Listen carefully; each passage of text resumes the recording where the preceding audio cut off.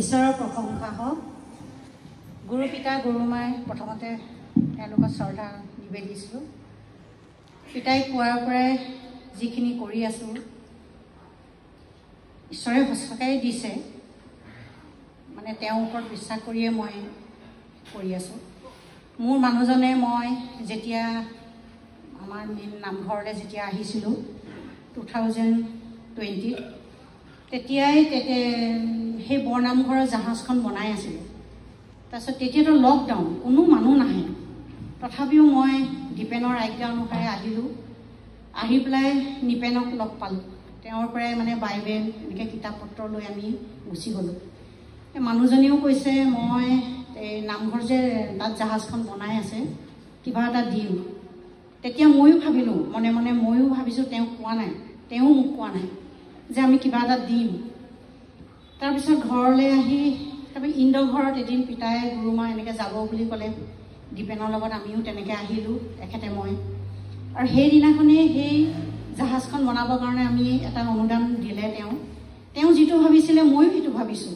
তাৰপৰা তেওঁ কৈছে এতিয়াতো লকডাউন, বেংকলৈ গৈ কেনেকৈ পইচা উলিয়াম।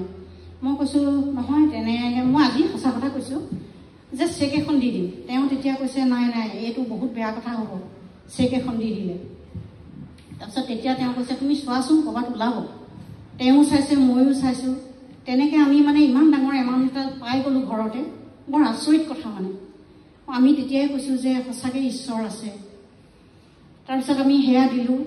তাৰপিছত পিতাই গৃহৰ বনালে, তাতো মানে মই দিছোঁ। এনেকৈ দিওঁ মানে কিবা এটা কৰিলে মোৰ মনৰ মানে বহুত শান্তি লাগে দি পেলাই, আৰু মোৰ কামো হয় তেনেকৈ। কিন্তু মোক পাহৰাই দিলে যে পিতাই গৃহটো বনাই আছে এতিয়া, পাহৰাই দিলে মোক। মই মানে ভাবা নাই, মোৰ মানে কাম কিছুমান ইমানেই ৰৈ গৈছে, ভাবিয়ে অন্ত পোৱা নাই মোৰ কি হৈছে। পিছত এদিন মানে মনটোত হেৰি কৰিছে যে যে পিতাই ঘৰটো বনাইছে তুমি একোৱেই দিয়া নাই, মনলৈ আহিছে। মই যেতিয়া পিতাইক দিলোঁহি আহি পেলাই, তাৰপিছত মোৰ ইমান 3 বছৰ আজি কাম কেইটামান কৰিম বুলি থৈ দিছোঁ, কাম হোৱা নাই। মিস্ত্ৰী আহে, ফোন কৰোঁ, নাই তেওঁলোকে নকৰে, মানে আধা কাম নকৰোঁ এনেকৈ কয়। তাৰপিছত মানে যেতিয়া পিতাই ইয়াত ঘৰ বনাবলৈ যিদিনাখনৰ পৰা দিলোঁ, সেইদিনাখনৰ পৰা মিস্ত্ৰী নিজেই ফোন কৰি নিজেই আহিছে।